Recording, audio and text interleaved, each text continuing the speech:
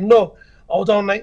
ఈసారి కూడా అందరూ ఆసక్తిగా చూస్తున్నాం. ఎందుకంటే అక్కడ రేవంత్ రెడ్డి గారు ఉన్నారు తెలంగాణ నుంచి, అలాగే ఆంధ్రప్రదేశ్ నుంచి 4సారి వెళ్ళారు ముఖ్యమంత్రిగా అయినా. ఈయనగా మనకు పెట్టుబడులు తేవడంలో ఎంతో అనుభవం ఉంది చంద్రబాబు నాయుడు గారికి. ముఖ్యంగా ఇటీవల లోకేష్ అమెరికా వచ్చారు లాస్ట్ మంత్. 10 days లో కనీసం ఒక 150 కంపెనీస్ తిరిగారు, 10 స్టేట్స్ తిరిగారు. అదే అదే జగన్మోహన్ రెడ్డి అమెరికా వస్తే అక్కడ ఉన్న వాషింగ్టన్ డీసీలో ఉన్న అత్యంత విలాసవంతమైన సలామందిర్ రిసార్ట్ లో ఎంజాయ్ చేశారు తప్ప ఆయన ఒక కంపెనీని కూడా మీట్ అవ్వలేదు. ఒక పెట్టుబడి పెట్టాలన్న ఆలోచన కూడా లేదు ఆయనకి కానీ, అమర్నాథ్ కానీ.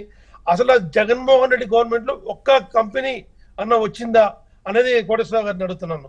మనకి మళ్ళీ చెప్పినట్టు కూడా మనకి ఎన్నో కంపెనీలు వచ్చాయి. చంద్రబాబు నాయుడు గారు దావోస్కి వెళ్ళినప్పుడు అనుష గారు కూడా ఆ లిస్ట్ కూడా మనకు చెప్తారు. యా సరే, గత ప్రభుత్వానికి సంబంధించి ఏం జరిగింది అనేది కంపేర్ చేసినప్పుడు మీకు ఏమనిపిస్తుంది? ఇటువంటి పెట్టుబడుల సదస్సుల విషయంలో అంటే చంద్రబాబు గారు ఇప్పుడు కొత్త కాదు, గతం నుంచి కూడా ఎన్నో ఇటువంటి పెట్టుబడుల సదస్సుకి హాజరవ్వడం కావచ్చు, పెద్ద ఎత్తున పెట్టుబడులను సాధించడం కావచ్చు, ఐటీ డెవలప్మెంట్ విషయం కావచ్చు, అలాగే పారిశ్రామికంగా అభివృద్ధి చేయడం కావచ్చు. ఏం చెప్తారు? కేవలం గత ఈ గవర్నమెంట్ ఇచ్చిన ఈ 6 months లోనే దాదాపుగా 4 లక్షల కోట్లు మనకు ఫండ్ తీసుకొచ్చారండి సెంట్రల్ గవర్నమెంట్ నుంచి. అలాగే ఇప్పుడు లోకేష్ గారు అక్కడికి వచ్చారు. ఏపీలో ఎస్పెషల్లీ వైజాగ్ లో మనకి వైజాగ్ లో మన హబ్, మన డేటా సెంటర్స్ కోసం ఒక హబ్ గా ఎన్నో కంపెనీలు ఎంఓఎల్ సైన్ చేశారు. అలాగే ఇప్పుడు దావోస్ లో కూడా చాలా కంపెనీస్ మీట్ అవుతున్నారు.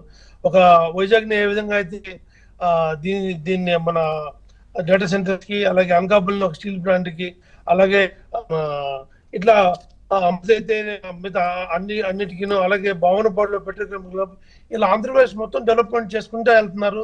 చాలా మంచి డెవలప్మెంట్ అవుతా ఉంది. గత 5 ఏళ్లలో మనం ఎప్పుడైతే స్టేట్ 20 years వెనక్కి వెళ్ళిపోయామో దాని అంతటినే గ్యాప్ ఫిల్ చేసుకుంటా నెక్స్ట్ 4.5 years తప్పకుండా ఆంధ్రప్రదేశ్ ని అగ్రగామిగా నిలబెడతారని నాకైతే నమ్మకం ఉందండి. ఖచ్చితంగా ఈ దావోస్ మీటింగ్ కూడా చాలా వెరీ ఇంపార్టెంట్. ఎందుకంటే ఇది ఈరోజు ఇంటర్నేషనల్ అన్ని కంట్రీస్ వచ్చాయి, 130 కంట్రీస్ నుంచి వచ్చి అందరూ పార్టిసిపేట్ చేస్తున్నారు. అందులో బాబు గారికి ప్రత్యేక అనుభవం ఉంది. ముఖ్యంగా ఇక్కడ ఇండియన్స్ కూడా చాలా మంది ఉన్నారు. యూరోప్ లో దాదాపుగా 12 దేశాల నుంచి మన తెలుగు